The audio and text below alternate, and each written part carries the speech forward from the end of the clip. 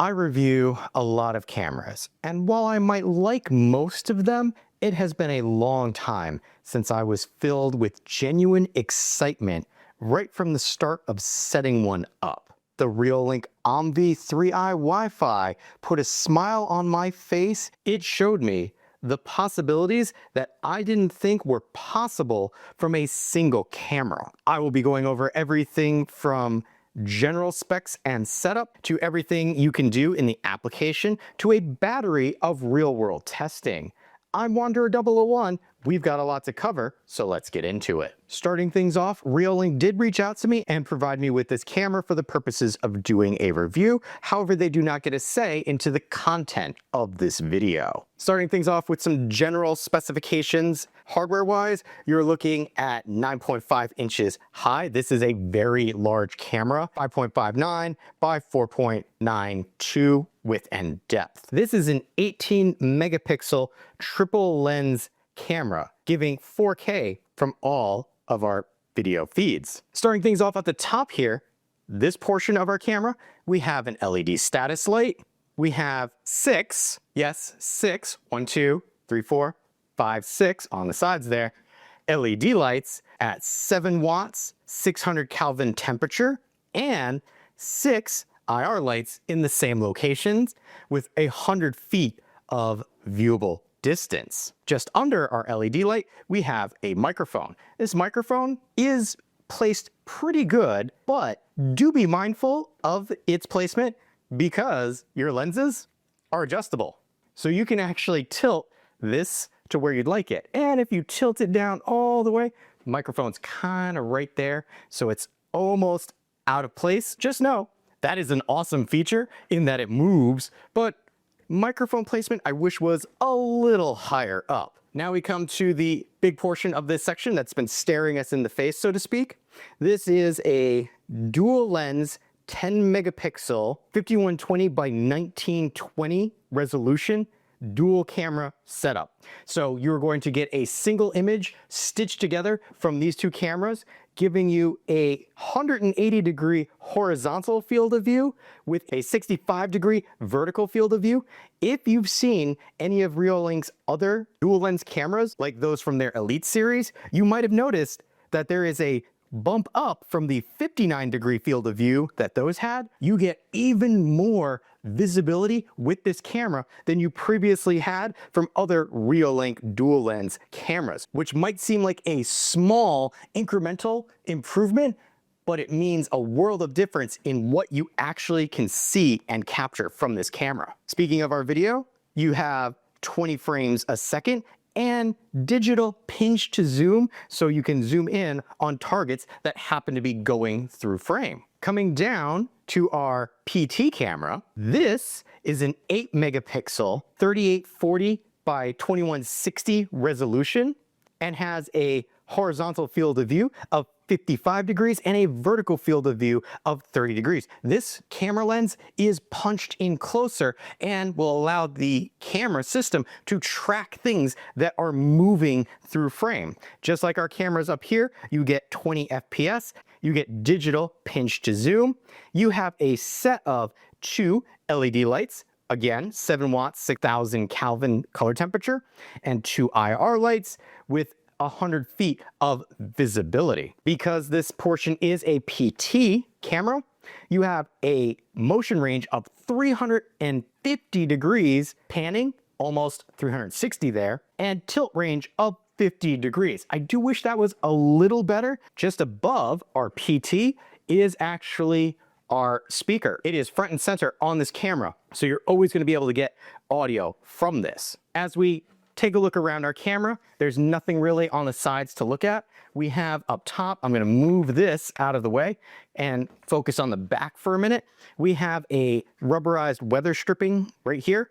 If we open that up, that's going to be our reset button and our micro SD card slot. This camera can support up to a 512 gigabyte micro SD card, but that's not all. This camera also supports NVRs, Reolink's Home Hub, FTP, and NAS storage systems with RTSP and ONVI Weather stripping around the back here is really good and slips into place. You don't have to worry. It's not going to let anything in there.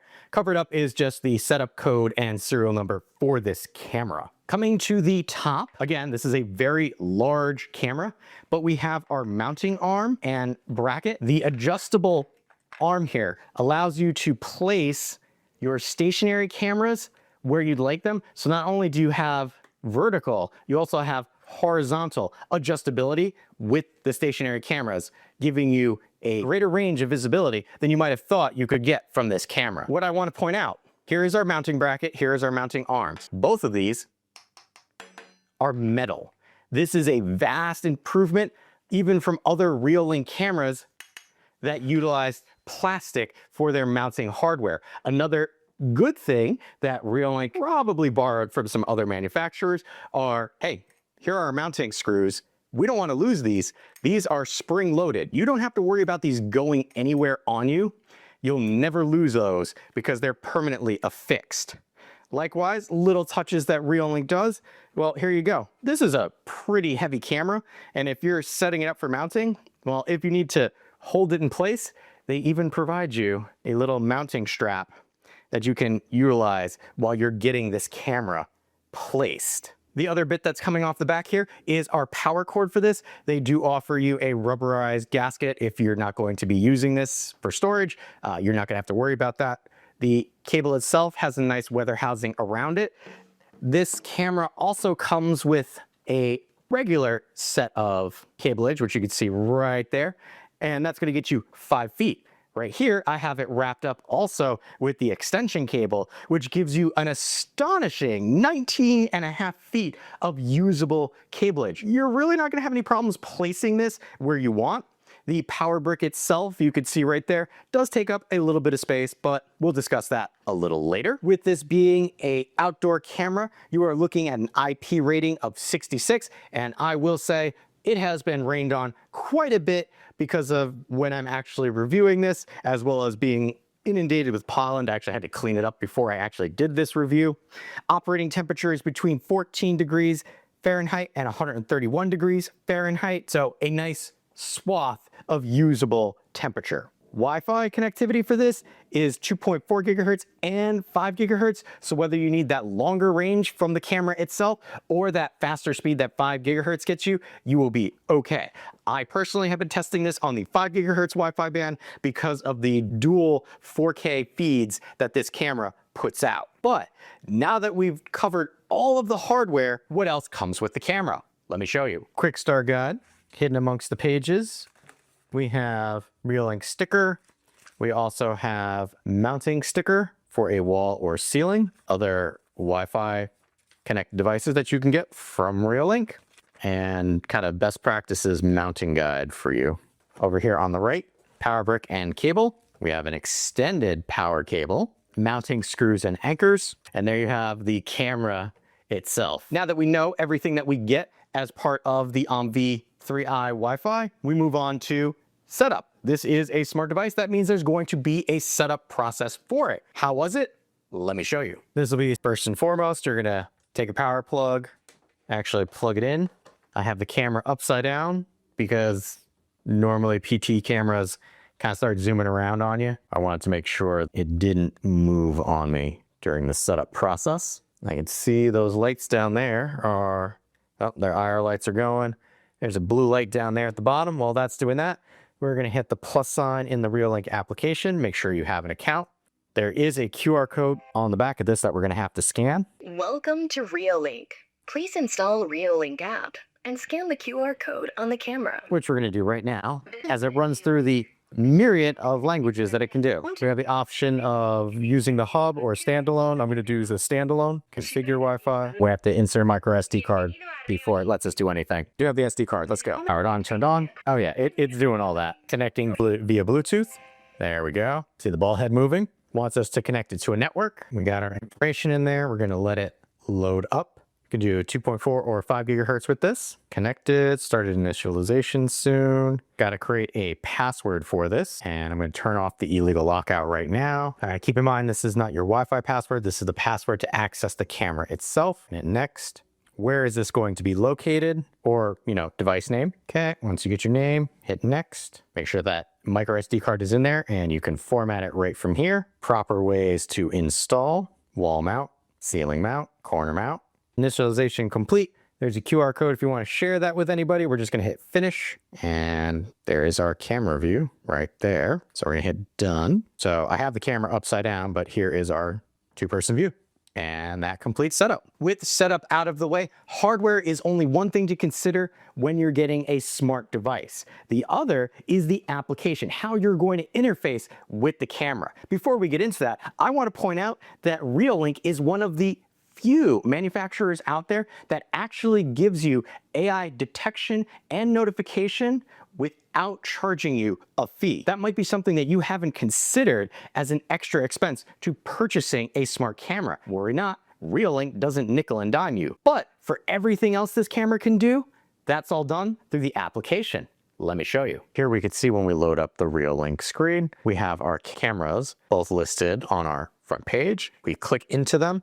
That's going to launch the OMVI, and this is a powered camera, so it will start up relatively quickly. At the top in the upper left-hand corner, you're going to have the name of your camera. Just under that, you're going to have its bitrate. To the right, we have our alarm. If I select this, I can trigger the alarm outside. Now, this might be a little tricky to see because of the placement, but to the right of the alarm, if I select that, that's actually a torch or a turn the lights on. There's a little blue in front of it, which might make it a little easier to see now, but this is also what it looks like when it's actually dark out as opposed to in the middle of the day when I'm filming this, so you could see just how much illumination you get from those LEDs. I'm going to turn that off. To the right of that, we have our switch views. So instead of a dual cam, we could switch it to a singular cam and then back to the dual cam again. That's all through that icon there. We're going to talk about our settings a little later. To the right of our settings, we have our day-night mode. Currently, we have it on auto, which will switch between the day and night as needed. We can force it to stay in black and white, and we could force it to stay in color simply by selecting it from here. Now, for both of our camera views, if I pinch to zoom, which is tricky to do around my camera setup, but here we go, pinch to zoom in, you can see just how detailed you can get, and then double tapping brings it back out. And then we do that over here on this side. We'll zoom in on that well right there, so you can see just how effective that pinch to zoom is, and double tap. You can see both camera have their own unique identifier in the corner, letting you know which camera is which is very helpful. If we tap on our video, we will bring up a submenu of items. First and foremost being is our play pause. If we don't want the live feed to actually be live and playing while we're viewing it, we can pause it or start it up again. To the right of that, we have our mute. So this is going to turn on and off the audio that we can hear from our cameras. Next, we have our snapshot. This is going to take a still frame of whatever happens to be seen in both cameras. Keep in mind, these are two separate camera feeds. To the right of that, we have video recording. This will allow us to record, and you saw right there, a car go through. That will be picked up by the camera, but you also saw an indication right there that a car was detected. But all this does is record in real time whatever happens to be in the frames as you're watching them.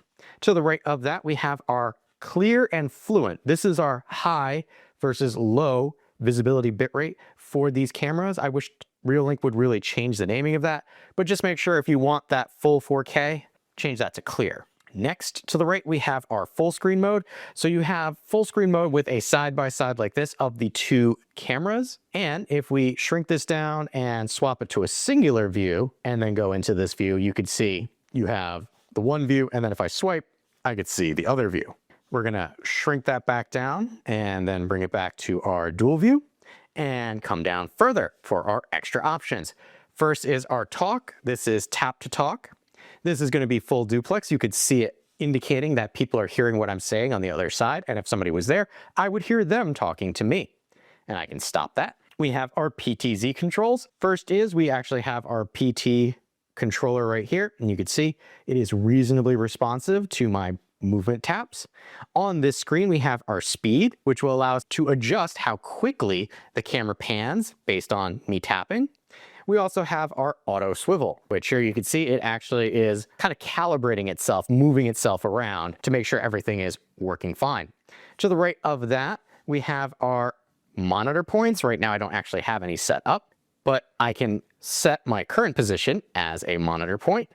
And then I can return to this monitor point. I can reset a monitor point, and then I can also select auto return to monitor point. So what this would do is if I move the camera somewhere and just kind of forget and leave it in a location, this will bring it back to my main monitor point. And then if I have several, I can set up intervals as to, hey, the camera moves between 1, 2, 3, 4. To the right of that, we have our preset points. So here you can actually see I've got 2 presets. I can delete, I can edit, I can add more just simply by selecting the plus sign here. Next, we have our patrol function. Right now it is off, but we also have patrol routine. So we're gonna set a patrol route first. So here we go, 1 and then 2.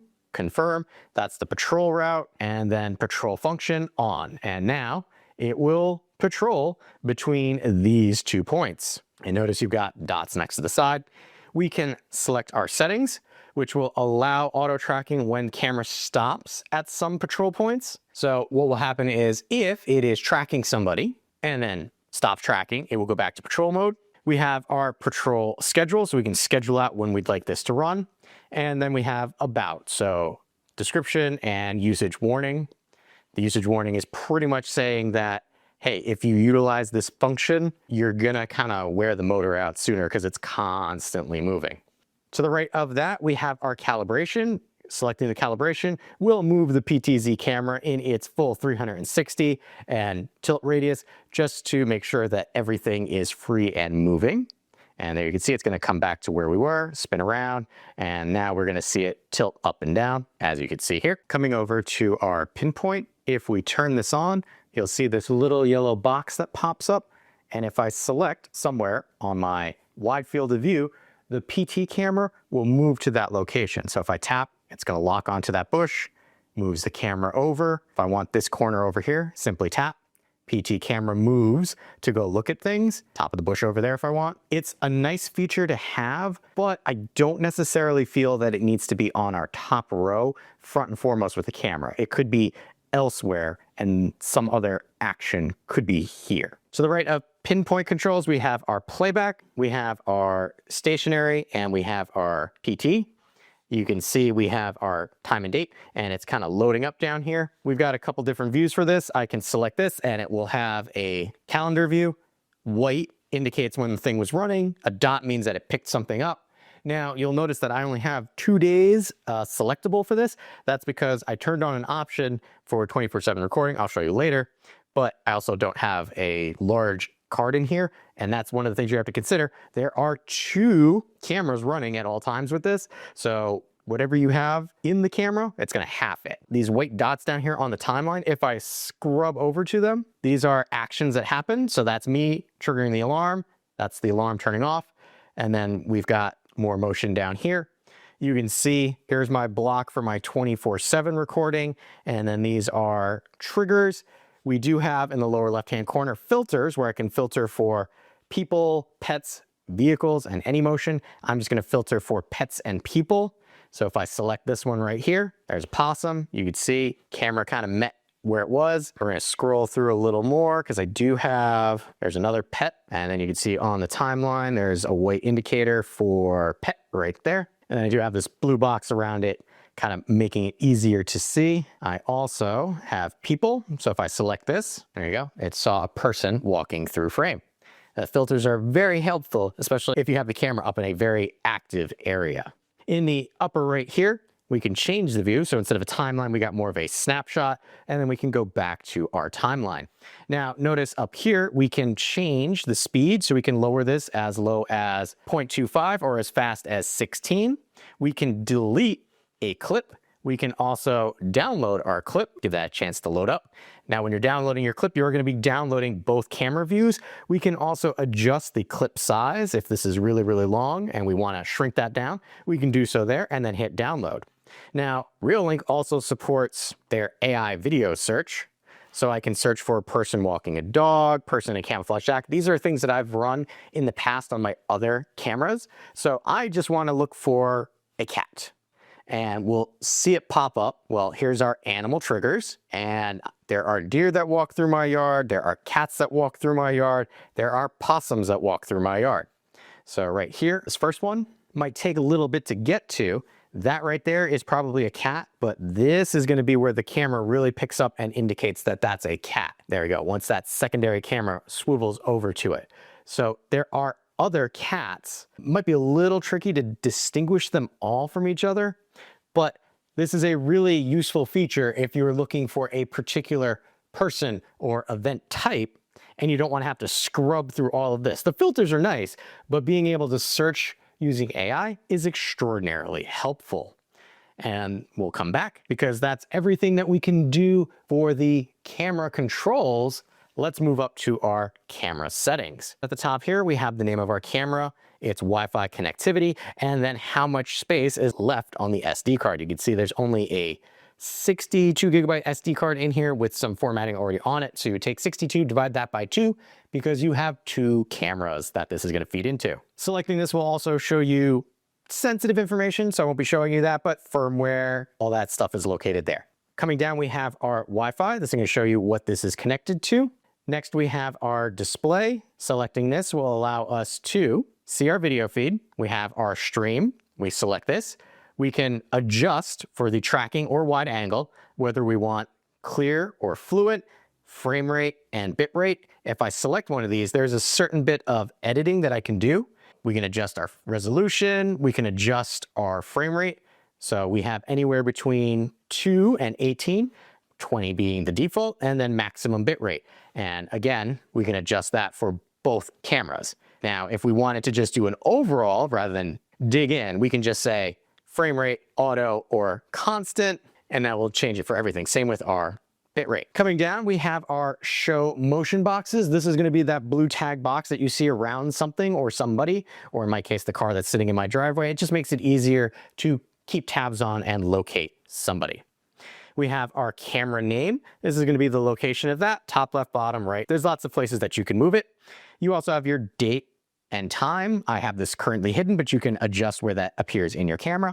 You have your watermark logo. Do you want to know it's a Reolink camera or not? Turn that on or off. We have our image settings, so you can adjust your brightness. Now, keep in mind, this is going to be the overall brightness for the camera itself. It's not going to separate between day and night mode, so use this cautiously. We also have our anti-flicker, so other 50 hertz, 60 hertz are off. This is generally if you have lighting that's an LED from another location, you might notice a flicker. We have our day and night, so we have switch, which is auto, or we can set it to color or black and white, and then notice black and white to color switch threshold. So you can actually adjust how dark it has to be before it switches into black and white mode from color mode, which is a great feature to have. Now, we have options for color mode, black and white, and then our color net. I'm going to show you what these are on color day mode. Right now it's on auto, but we could set this to manual where we adjust our highlights and our shadows. This is going to be more for if you want to adjust a specific aspect, not that overall brightness that we saw before. You can granularly adjust each of these options. You can also just leave it on auto and it does perfectly well. Coming down, we have our image stitching. So with the wide screen view, there are 2 cameras that are kind of stitched together. This will allow you to kind of adjust horizontal aspect and vertical aspect as well as distancing if that line that you see right about there is too much or very noticeable. Next, we have a privacy mask. This will allow you to create a no view zone for your camera, and it can be set for both the tracking and PT. Now, the one problem with setting up a privacy zone on a PT camera, and I'll show you what that looks like right there. There's our little privacy zone. If I move the camera, that privacy zone is kind of locked in. It's not actually aware of where it is in space. It's digitally locked into where it is. So not as useful for the PT camera. And then the last option here is image error alert. This will send a push notification when image errors are detected. Got to make sure that you have push notifications turned on for that option to actually work. Coming down, we have our sounds. We have our toggle for record audio on or off. If you live in an area that you can't record audio, this is where you come to turn it off. We've got our device volume.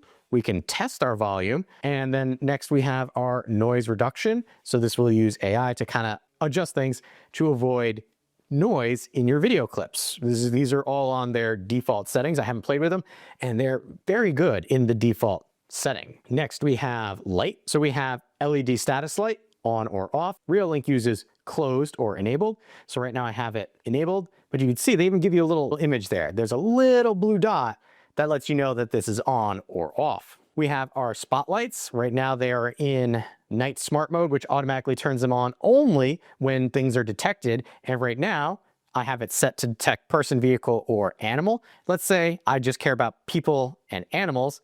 That's the only time the LED light will now come on. Or I can do timer mode, which will allow me to set a start and end time for when the camera lights will be on, so they could stay on all night if I wanted, or I could simply turn them off. I like the smart mode. Here we also have our brightness level for our LEDs if we find that they're too bright and need to adjust them. Infrared lights are next. We have auto or closed. Auto will turn them on and off at night, or closed keeps them off altogether. Now notice you don't have the option for IR lights on one camera versus the other. If you turn these on, they're on for both. Moving down, we have our detection alarm. We have alarm settings for person, vehicle, animal, motion, and non-detection zones.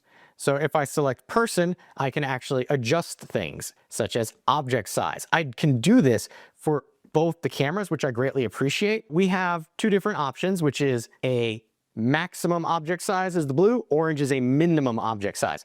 So think of it this way, as in something needs to be this big in order for it to send me a detection, or this small, and then you can adjust these. You can adjust the sensitivity and then alarm delay. So let's say an animal, I want to give them a good 30 seconds to get off my property before the alarm sounds, as opposed to a person that I want to send that out right away. You can adjust that for each one of these types, which is great. Non-detection zone is, let's say over here, I really don't care. That's my deck. Don't tell me about anything that happens there. And then everything else that I didn't paint will send an alert to, which a great feature to have. As we can see, we have these two beta features, which are forgotten object and object removal. Forgotten object is, hey, did somebody leave something? And I can name an area, alarm delay, and then sensitivity, as well as adjusting object size. So again, must be this big or must be this small before this would go off. So if I select edit here, I can adjust. And you notice this one is not just the 4 points. I have these extras right here, which will allow me to, if I hit these plus signs, add an extra handle to work with. That's very useful, and we can do that for somebody left something or somebody took something. Reolink also supports line cross alerts, zone intrusion alerts, and zone loitering. So much like all the other things, we would add a zone and then we can give it a name. What do we care about that lives in this zone too long? Well, maybe I just care about people. Everything else, don't worry about it. Alarm delay, and then sensitivity. Now, that's gonna be for all three of these down here. So hanging out too long, somebody entered, or somebody did a line cross. I select edit, you can see there's little arrows, hit the plus sign, and you can adjust where that happens. So it's letting me know, hey, people are coming across either way, let the alarm go off. And that was our detection alarm. Moving on to camera recording, we have turn this on or off. We have our motion recording schedule. So right now I have the 24/7 setup. We can adjust our detection. So do I care about vehicles? Not so much. Do I care about any motion? Nope, just person and animal. And then I can hit save just like that. And it's gonna stay on that scheduling. We have our post-recording duration, 15, 30, or 1 minute. So what that means is once detection has stopped, the camera will continue to record after motion has stopped. Continuous recording schedule, well, that's what I have going on right here. So this one is motion detection. This one is continuous recording. Just make sure, again, if you're doing continuous recording, you have a large enough SD card to accept that much video from two different cameras. Moving on, we have push notifications. Right now I have this turned off, but if I turn this on, it will allow the camera to send me notifications about things that it has seen. You can use the device ringtone, you can schedule, you can snooze your alerts for 30 minutes up to 24 hours. This is a nice feature, but buried to get to. So if you're going out to cut the grass, like I will have to do later, I would turn this on. But instead of having this on the front screen, I have to come in here to get it. Not great, but nice that it's there. We have our push interval. We can go as low as 20 seconds or as high as 120. What that means is in between notifications, how long will it wait? I really wish that there was a lower setting than 20 seconds. Coming down, we have email alerts. This is similar to our push notifications, but instead of getting a push notification to the phone, you would get a push notification to your email. Got to make sure you set one up in order for that to work. Coming down, we have FTP. Right now I have this off, but you do have the ability to upload information via FTP. If you don't know what this is, I recommend staying out of here. If you do know and are looking for that, that's where it is. Sync track. This will, if something is seen in the stationary camera, it will move the PT camera to see what's happening. And it allows you to select your tracking type, person, vehicle, or animal. And then a feature that I really like that Reolink has is the ability to prioritize. So if you have a person and an animal, which one will it give more weight to following? So I care more about people than I do animals. That's a really good option. Horizontal tracking range. If I turn this on, I can select how far I want this to be able to track things. So right now I have no limitation on it, but I can set up a left maximum and a right maximum. So here you can see that up there. If I set this and hit next, it will walk me through setting up those maximum ranges. I can also set up a schedule. Right now I have it all the time because that's what I want. I don't want this to ever not do that. And then after tracking something, if an object stops for, in this case, 20 seconds, we can do as low as 10 and as high as 60, the camera will stop tracking and go back. Or if an object disappears for 10 seconds up to 60 seconds, the camera will stop tracking. Siren, we have on or off. I can turn that on. And then we have our default sound. I can add a custom sound simply by coming in here, and you can see my custom sound is 5 seconds, and that's not a lot of time, but it's a lot of time if you think about it honestly to tell somebody to get off your lawn. So if I do that, I can press play. I can hear that from this. If I want to redo it, I can press redo or I hit save. And what that will do is that will send it to the camera outside. I can also set up a schedule. Hey, when do I want this to happen? And again, I can set the type. Well, I don't want to do that for animals or cars because they won't hear anything or any motion. But a person, yeah, I want a person to be given this audio recording. Coming down, we have linked devices. Right now, I don't have any linked devices, but I can add them if I had cameras that supported that. Share this device. If I select this, I can share this device with another Reolink user. They will need their own Reolink account. I could set a person's name. I can allow them to have admin controls of this camera. I can allow them to have view only, and then I could set an authorization end date. So if I hit next, this would generate an authorization key, which I can then share with somebody else. Next, we have time lapse. If I select try now, this will take time lapse of things that are happening in the camera's view. It's got a couple presets for event, people, and traffic, moving cloud, sunrise, sunset, construction, blooming, or custom, which will allow you to set, hey, when does the capturing start? So I could start it now, or I could set a date and time. I could set the duration, how long. Keep in mind with a time lapse, you're going to want a longer duration, but you could set days, hours, minutes. You could set your interval. You could set your quality, which again, make sure you are on the highest, not low. And then file type, make sure it's on video, not photo. If you put it on photo, you will manually have to stitch together hundreds, if not thousands of photos. Next, we have file encryption. Right now, this is off, but this is a secondary level of security that you can do. You could set up encryption of, even if the camera is stolen with the SD card inside, all the recordings within that SD card cannot be accessed or backed up by anybody else who doesn't have your PIN code for this camera. Next is advanced features. We have illegal lockout. So if somebody tries to access your camera one too many times with a password, this will lock them out. We have change device password. We have adjust date and time. We can reboot the camera. We can restore the camera, which would remove it from our Reolink app and actually set it back to factory. We have back on our other screen, log out of this device and delete this device from my Reolink account. And that has been everything that we can do for the Reolink OMVI 3i Wi-Fi in the Reolink app. Now that we've seen all the impressive things that this camera is capable of, we move on to testing. And for me, Because this is a permanently powered device, I always start off with power usage. When powered on and idling, it's hanging out on your Wi-Fi, doing 24/7 recording, it uses 8.6 watts of power. When powered on and moving of the PT camera, you're looking at a maximum of 18.4 watts of power. IR lights overnight, just hanging out, no movement, 14.6 watts of power. IR lights moving with the PT camera, maxed out, I saw about 16.2 watts of power. LED lights turned on and not moving, you're looking at 18.4 watts of power, and then LED lights on with movement, 19.4 watts of power was the peak that I saw. With the movement, keep in mind that it's not going to be drawing that level of power all the time, only if it sees something and starts tracking it. Next, we move on to audio. How does audio sound captured from the camera to the application and from the application to the camera? Let's take a listen. Sally sells seashells by the seashore. Peter Piper picked a pack of pickled peppers.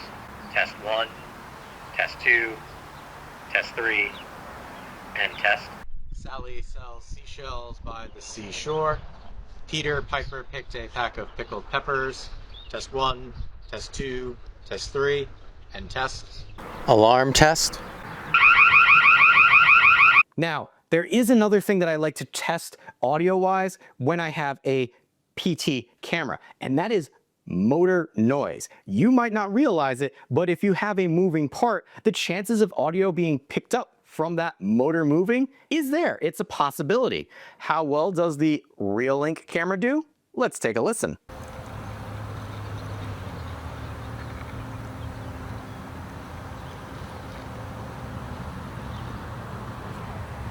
Only the slightest of sound standing next to it.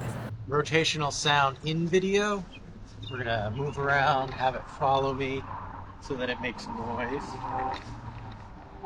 So that we can see if me moving is going to cause any sounds to appear in the video. We're gonna come up close here and come down and back up.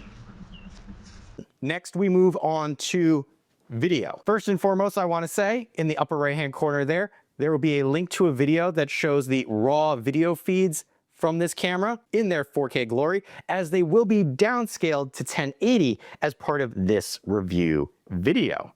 But with that out of the way, let's take a look at how video is for these cameras, because we get two separate feeds.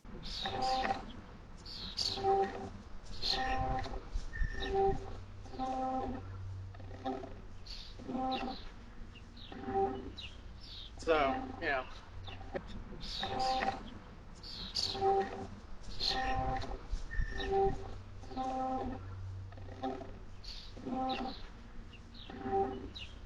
So, yeah. It's bright out. Yeah. Do this correctly this time. Following me. Got a pretty good view. I'm gonna walk over this way. Walking. Yeah. Do this correctly this time. Following me. Got a pretty good view. I'm gonna walk over this way. Hopefully I don't see any animals. You can see me. I'm walking around. Dark enough. Can't really see. So, kind of a trip-on thing. A lot of IR lights on there. I like it. Hopefully I don't see any animals. You can see me. I'm walking around. Dark enough. Can't really see. So, kind of a trip-on thing. A lot of IR lights on there. I like it. Gives you a good idea. I have them for the maximum brightness setting, and they're really bright. There's a lot on them. It's a pretty good job of following. Gives you a good idea. I have them for the maximum brightness setting, and they're really bright. There's a lot on them. It's a pretty good job of following. One last thing that I like to test with a PT camera is what happens if two objects come into frame. In my case, two people. My assistant doesn't like to be on camera, so sadly I can't show you, but what will happen is whoever the first person is that comes into frame, the PT camera will lock onto them. Even if you have somebody who passes in front or passes behind, the PT will lock on to that first person. And if, as you saw in the app, if you want to change the priority order of people versus pets versus vehicles, you can do that. So that lock on is subject to change if you prioritize different things and they come into frame at the same time. Moving on with my testing, detection speed. This is an always powered on device, meaning that it uses pixel-based detection and it has 2 different cameras that you can detect from. How well did it do? Let's take a look. Notification speed test on 5G. Pretty much as soon as I step out in front of the car there, it should see me for the PT camera. So we'll start it once we get there. Start.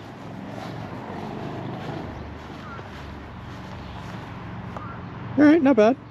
4 seconds. 5G, using the wide angle lens, and we'll do a speed test. Should catch me right as I come around this corner. Yeah, did better that time. 2.5 seconds. There has been a lot, and I mean a lot, that I have really liked about this camera, but that doesn't mean that there aren't a few shortcomings that I want to bring up for your consideration. First and foremost is the cutover time from the IR to the LED lights. I had some cases where an animal was moving through frame and I actually lost visualization of it during that cutover time. Now, it's not a terrible problem to have, but something I want you to be aware of, whether you're going to leave it permanently in the IR or if you're going to have it switch back and forth between the IR and the LEDs. I mentioned this earlier, but the limited tilt ability of the PT camera, I really wanted this to be able to look down much further than it could. Just be aware of where you're placing it. You could have your dual lens cover that area if you tilt things. Speaking of our lenses, our dual lenses here can have slightly different pictures depending on placement and time of day. You can have one side be in the sun while the other is shady, and you'll notice that there's a slight discrepancy between the 2 video feeds. Likewise, because this is a dual lens system, there's going to be a line down the middle. Now, it's not noticeable all the time, but depending on your focal length that you have this set for, you might notice it either as something comes closer to the camera or something is further away. You'll see a slight variation as it jumps from lens to lens. It is not terrible in any way, shape, or form, and you have the PT camera, which can snap to whatever's in frame to give you a video. Doesn't have that split line in the middle, so hopefully this would help alleviate any discrepancy you might have in capturing between the 2 lenses. I've mentioned it before, but the size of the power brick takes up a lot of space. My outdoor weather housing for my electrical plugs outside only can accept this. It takes up a lot of room. I can't plug anything else into that. It is a small trade-off, but something I wanted to bring to your attention. Speaking of size, the overall size of this camera, it's going to stand out. And for some, that's going to be a pro, and for others, that's going to be a con. I just wanted to make you aware of that so that you can consider placement around your home. Again, I have little girly hands, but this is a very sizable camera with some heft. But if you're stuck picking between a Reolink TrackFlex or a Reolink Elite series camera, I say, why not get the best of both worlds in one camera? Even with the nitpicking I was doing for the cons, this is still one of the best, if not the best, multi-lens cameras that I have tested to date. And because of that, not only can I strongly recommend it, I will be keeping it up as part of my own permanent smart home setup. If this sounds like the powered camera solution you've been looking for, I will have a link where you can pick one up for yourself in the description area below.